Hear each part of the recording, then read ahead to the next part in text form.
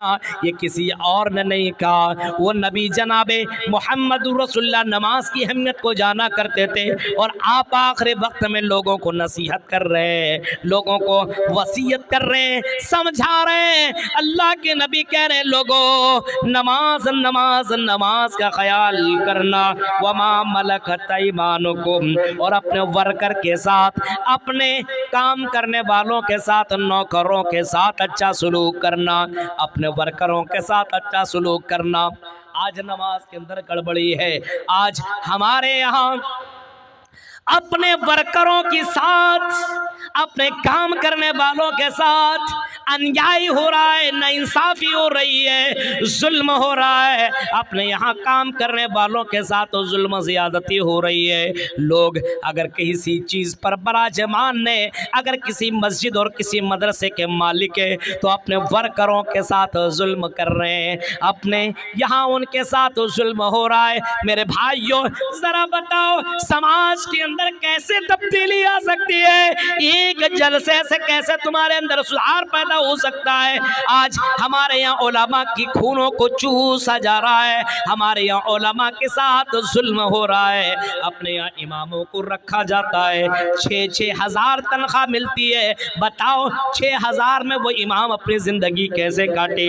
जब इमाम के ऊपर जुल्म हो तो मेरे भाई उस घर के अंदर और उस गांव के अंदर और उस इलाके के अंदर तब्दीली कहाँ से आएगी?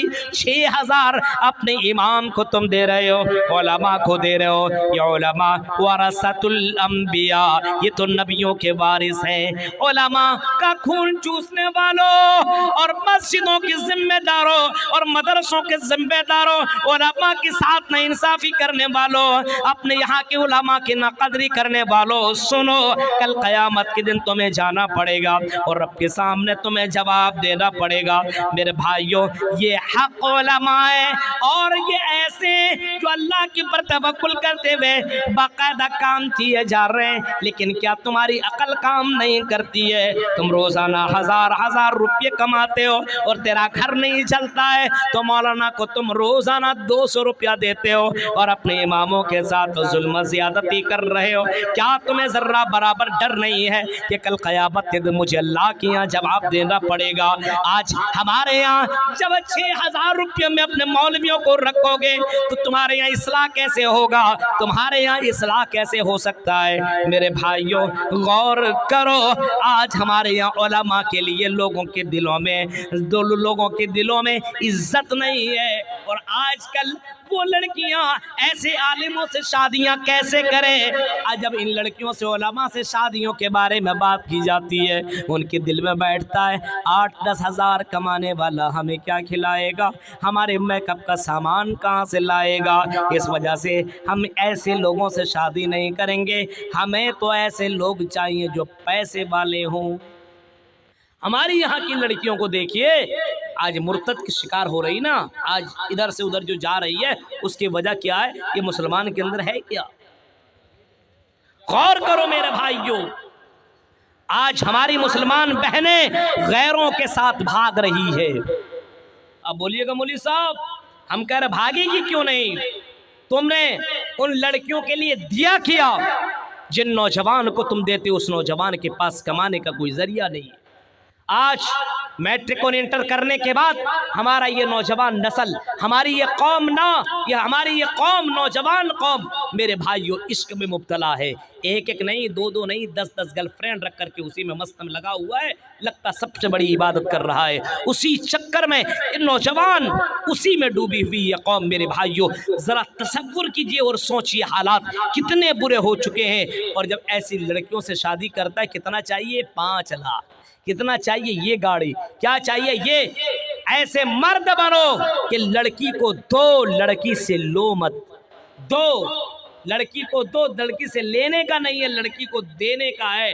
और आज मैं तुम्हें बताऊं, सबसे बड़ी दौलत पूरी दुनिया के अंदर अगर कोई दौलत है तो वो नेक औरत की दौलत है। सबसे बड़ी दौलत नेक औरत है। अगर ये दौलत तुम्हें मिल जाए तो दुनिया के अंदर सबसे बड़ी दौलत तुम्हारे पास। अब ऐसी नेक औरत भी लाओ और दौलत भी मांगो। फ़कीर मेरे भाइयों, ऐसी लड़कियां क्यों कर तुमसे शादी करें? आज भाग रही, भागेंगे नहीं। आज शादी करने में एक गरीब लड़की को 5-5 लाख रुपए खर्च करने पड़ रहे हैं। उसका बाप मान लो वो मौलवी है, मान लो वो मस्जिदों का इमाम है, मान लो वो मस्जिदों का इमाम है, 5-6 हज़ार तुम उसको तनख्वाह देते हो। सोचना, दिल में हाथ रख करके बताना, 5-8 हज़ार तुम खर्चा देते हो रोजाना। अगर उसको रोजाना 200 रुपया घर में खर्चा होता हो तो जो तुम देते हो वो ख़त्म हो जाता है, उसके अंदर कोई सेविंग नहीं है, कोई पैसा नहीं बचता है। जवान बेटी है, बड़ी होती जा रही है, ऐसे आलिमों से पूछो उनके दिल के अंदर कैसी कैफियत पैदा होती है। और ऐसे आलिम रात की तारीकी में जब करवटें बदलता होगा, ऐसी आलिम जो रात की तारीकी में करवटें बदलता होगा तो क्या सोचता होगा, आई अल्लाह, क्या आलिम बनना जुल्म है, क्या आलिम बनना बहुत बड़ा पाप है। आलिम बना, तेरी दीन की खिदमत कर रहा हूँ, 6-7 हज़ार रुपये मिल रहा है, अब मैं अपनी बेटी की शादी कैसे करूँ। अब वो चंदे में निकला, भीख मांगने के लिए निकला, कभी इसके पास गया तो कभी उसके पास गया, कभी यहाँ गया तो कभी वहाँ गया, कभी समीर के पास गया तो कभी उस अमीर के पास गया, और अमीरों ने कभी यहाँ से भगाया कभी वहाँ से भगाया। ये बाप अपने बेटी के शादी में इतनी जगहों की चक्कर मारा, इतनी जगहों में दौड़ा। अब लड़की देख रही है कि मेरा बाप मेरे लिए भीख मांग रहा है, मेरा बाप मेरे लिए लोगों से भीख मांग रहा है। वो सोच रही है मैं अपने बाप के लिए बहुत बड़ी बोझ हूँ। अब ऐसी लड़कियां, गरीब घराने की लड़कियां मजबूर है, लाचार है, गैरों के साथ भागने के लिए। ओ लोगों, तुमने अपनी बहनों को गैरों के साथ भागने में बड़ी मदद की है। अगर तुम आज भी जहेज का कारोबार खत्म कर दो, बायकाट करो अपने यहाँ से जहेज को, तो बहुत सारी बहनों की घरें आबाद हो सकती है। बहुत बहनों का घर जो जलने वाला है वो बस जाएगा, लेकिन शर्त ये कि हराम खोरी भी करो। हो सकता है तकरीरें बहुत सुनते हैं, लेकिन मेरे भाइयों जरा सोचिए, आज हमारा इमाम मौलवी साहब काम ही नहीं कर रहा है, 5-6 हज़ार में क्या काम करेगा। हाँ, वो तो 5-6 हज़ार लोगों में इधर उधर खर्चा हो जाता है। बताइए 5-6-7-8 हज़ार देने में इमाम को क्या देता है अपने यहाँ। आज अल्लाह पर क्या अल्लाह को जवाब देगा, अज़ाबी अलीम से कैसे बचेगा। मेरे भाइयों जरा सोचिए, आप गौर कीजिए, तसव्वुर कीजिए, अब हालात कितने बुरे हो चुके हैं। आज हालात कितने बुरे हो चुके हैं। तुमिनूना बिल्लाह, तुम अल्लाह के ऊपर ईमान लाओ, और वैसे ईमान लाओ जिस तरीके से सहाबा ने ईमान लाया और जिस तरीके से सहाबियात ने ईमान लाई। हाँ, वैसे ईमान लाने की ज़रूरत है। अल्लाह देख रहा है, इस वजह से कोई गलत काम न करो। मरसद इब्ने अबी मरसद का वो वाक़या भी आपने पढ़ा होगा।